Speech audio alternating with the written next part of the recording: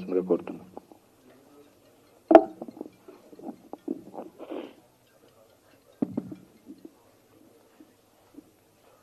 గౌరవ రాష్ట్ర మంత్రివర్యులు, ముఖ్యంగా సినిమాటోగ్రఫీకి సంబంధించినటువంటి పెద్దలు కోమటిరెడ్డి వెంకటరెడ్డి గారికి, అట్లాగే ఐఎన్పిఆర్ కమిషనర్ హరీష్ గారికి,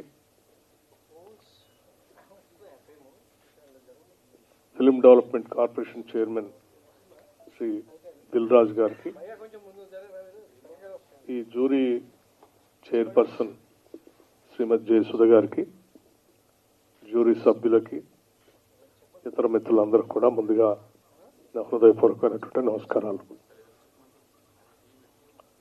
ముందుగా ఇప్పుడే కోమటిరెడ్డి వెంకటరెడ్డి గారు చెప్పినట్టుగా పోపు గారు పరమపదించారు కాబట్టి వారి ఆత్మ శాంతి చేకూరాలని చెప్పి మనం ఇప్పటికే మౌనం పాటించాం.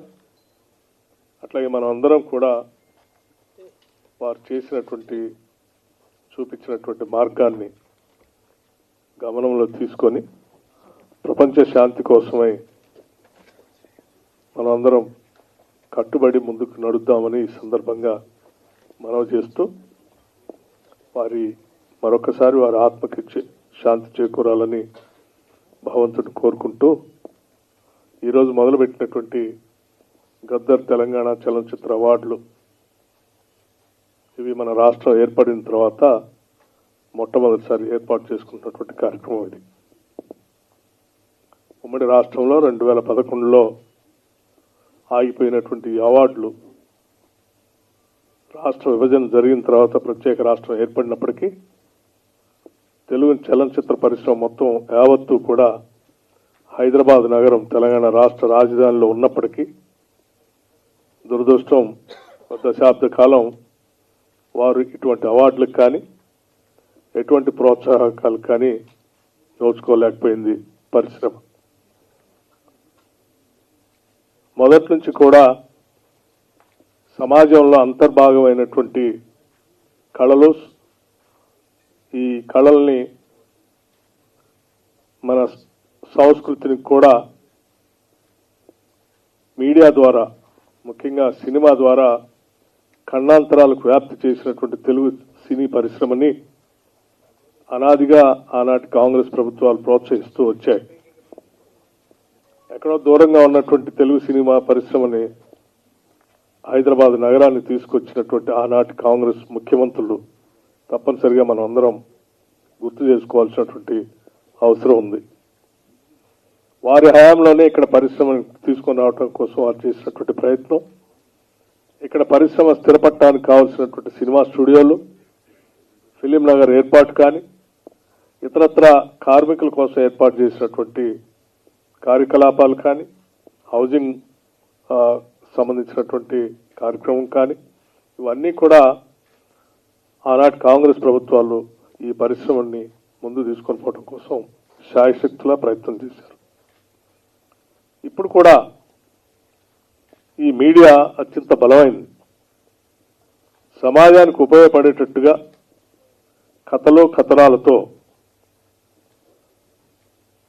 సినిమాలు తీస్తూ సమాజ అభివృద్ధి కోసం, సమాజంలో ఉన్నటువంటి పరిస్థితుల్ని ఆకలింపు చేసుకొని విలువలను ప్రోత్సహించడం కోసం చాలా బలంగా ముద్ర వేసేటువంటి ఈ మీడియాని మనం ఎప్పుడు కూడా కాపాడుకుంటూ ముందుకు పోవాల్సినటువంటి అవసరం, బాధ్యత పాలకులపైన ఉంది.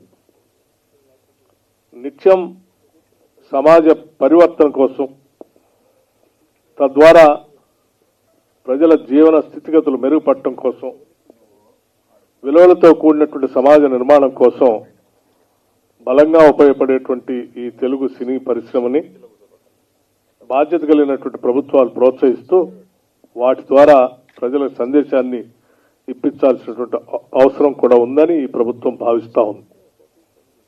అందుకే ముఖ్యమంత్రి శ్రీ రేవంత్ రెడ్డి గారు, కాంగ్రెస్ ప్రభుత్వం వారి నాయకత్వంలో ఒక నిర్ణయం చేసి దశాబ్ద కాలం పైబడి తెలుగు సినిమా పరిశ్రమని పూర్తిగా నిర్లక్ష్యం చేయటం ఇది మంచి సాంప్రదాయం కాదు, ఇది మంచిది కాదని చెప్పి ఆలోచన చేసి తప్పనిసరిగా మనం ఈ తెలుగు సినిమా పరిశ్రమను ప్రోత్సహించాల్సిన అవసరం ఉందని చెప్పి ఒక నిర్ణయం తీసుకొని మళ్ళీ తిరిగి తెలుగు చలనచిత్రాలకు సంబంధించినంత వరకు, తెలుగు చలనచిత్రాలే కాదు ఈ ప్రాంతానికి సంబంధించిన ఉర్దూ మీడియంకు సంబంధించినటువంటి చిత్రాలను కూడా ప్రోత్సహించాలనేటువంటి ఆలోచనతో గద్దర్ తెలంగాణ చలనచిత్ర అవార్డులు 2024ని మొట్టమొదటిసారిగా ఈ రాష్ట్రంలో ప్రవేశపెట్టాం. దీనికి చాలా కారణాలు కూడా ఉన్నాయి. గద్దర్ తెలంగాణ చలనచిత్ర అవార్డులు అనంటే తెలంగాణ సంస్కృతి, తెలంగాణ గుండె చప్పుడిని తన కళల ద్వారా విశ్వవ్యాప్తం చేసినటువంటి మహానుభావుడు గద్దర్. ఆయన బాణి కానీ లేకపోతే ఈ తెలంగాణలో ఉన్నటువంటి సంస్కృతిని, ఈ తెలంగాణలో ఉన్నటువంటి భావజాలాన్ని తెలంగాణ రాష్ట్రానికే కాకుండా దేశవ్యాప్తంతో పాటు ప్రపంచంలో ఒక స్పష్టమైనటువంటి మార్గాన్ని ఏర్పాటు చేయడం ద్వారా ప్రతి తెలంగాణ పల్లెలో కూడా ఆయన బాణి ద్వారా సమాజానికి పనికొచ్చేటువంటి కళల ద్వారా వ్యాప్తి చేసేటువంటి కార్యక్రమాన్ని ప్రతి చిన్నవాడి దగ్గర నుంచి వృద్ధుడి వరకు తీసుకొని ముందుకు వెళ్ళినటువంటి విషయం మనందరికీ తెలిసిందే. ఒక శతాబ్దానికి ఒక మనిషి అటువంటి వాళ్ళు పుడతారు. అటువంటి వాళ్ళు తెలంగాణ రాష్ట్రంలో పుట్టడం తెలంగాణ రాష్ట్ర అదృష్టంగా మేమంతా భావిస్తూ ఈ రాష్ట్ర అభివృద్ధి కోసం, తెలంగాణ రాష్ట్ర ఆవిర్భావం కోసం ఆయన పెద్ద ఎత్తున పాదయాత్ర చేసి సింగరేణి కాలనీస్ నుంచి మొదలుపెట్టి ఆదిలాబాద్ వరకు తన పాటతో తెలంగాణ రాష్ట్ర ఆవిర్భావానికి పెద్ద ఎత్తున ఊపిరిపోసిన మహానుభావుడి పేరు మీద ఆ కల్చర్ ద్వారా తీసుకొచ్చినటువంటి విప్లవం ద్వారా వచ్చినటువంటి ప్రక్రియతో ఇక్కడ ఉన్నటువంటి ప్రజలందరూ కూడా పెద్ద ఎత్తున ఉద్యమంలో పాల్గొని ప్రత్యేక రాష్ట్ర ఆవిర్భావానికి నాంది పలికారు. అటువంటి వ్యక్తి పేరు మీద ఈ కళలకు పుట్టినిల్లైనటువంటి హైదరాబాద్ నగరంలో ఉన్నటువంటి తెలంగాణ తెలుగు చలనచిత్ర పరిశ్రమని పూర్తిగా పెద్ద ఎత్తున ఈ దేశంలోనే కాదు ప్రపంచంలో కూడా ఎంత పెద్ద ఎత్తున సినిమా అవార్డులు చేసుకుంటారో అంతకంటే గొప్పగా హైదరాబాద్ నగరంలో చేయాలనేటువంటి ఆలోచనతోనే ఈ రాష్ట్ర ప్రభుత్వం చాలా స్పష్టంగా ఉంది.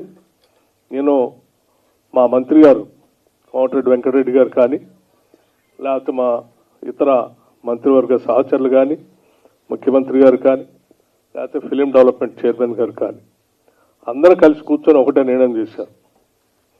నా భూతో నా భవిష్యత్ హైదరాబాద్ నగరంలో జరిగేటువంటి చలనచిత్ర సంబంధించినటువంటి అవార్డులు ప్రతి దగ్గర మాట్లాడుకోవాలి. ఎక్కడ అలా జరగాలి అని చెప్పి మిగతా వాళ్ళు దీని గురించి మాట్లాడుకోవాలి. ఆ స్థాయిలోనే ఈ ఫంక్షన్ కూడా ఉండాలని, దానికి కావాల్సినటువంటి అన్ని సహాయ సహకారాలు రాష్ట్ర ప్రభుత్వం ద్వారా అందిస్తామని వారు చాలా స్పష్టంగా ప్రభుత్వం తరఫున ఇప్పటికే చెప్పడం జరిగింది. ఈ జరిగేటువంటి ప్రక్రియలో ఎటువంటి భావబంధాలకి లేకపోతే రాగద్వేషాలకు అతీతంగా ఈ జ్యూరీలో సినిమాలను మీరు సెలెక్ట్ చేసి సందేశాత్మకమైనటువంటి సినిమాలతో సమాజానికి ఉపయోగపడేటువంటి కార్యక్రమాన్ని ముందుకు తీసుకొని పోయే ప్రక్రియలో సెలక్షన్ కూడా అంత ట్రాన్స్పరెంట్గా చేయాలని, తద్వారా అందరినీ ప్రోత్సహించడానికి ఉపయోగపడుతుందని చెప్తూ చలనచిత్రాలతో పాటు చాలా మిగతా అవార్డులు కూడా ఇందులో పొందుపరిచాం. వ్యక్తులుగా చలనచిత్ర పరిశ్రమకి గొప్ప పేరు తీసుకొచ్చినటువంటి మహానుభావులందరినీ కూడా వాళ్ళ పేరు మీద కూడా ప్రత్యేక అవార్డులు ఇందులో పొందుపరిచి వారి పేరు మీద కూడా అవార్డులు ఇచ్చే కార్యక్రమాన్ని చేపడతా ఉన్నారు. ఇదంతా రేపొద్దున భవిష్యత్ తరాలకి స్ఫూర్తిదాయకంగా ఉండాలని చెప్పి మనస్ఫూర్తిగా కోరుకుంటూ ఈ కార్యక్రమాన్ని విజయవంతం చేయవలసిందిగా విఘ్నులైన సినీ పరిశ్రమ పెద్దలందరికీ కూడా నేను విజ్ఞప్తి చేస్తూ మరొకసారి పోప్ గారి ఆత్మకు శాంతి చేకూరాలని చెప్పి కోరుకుంటూ సెలవు తీసుకుంటున్నాను. నమస్కారం.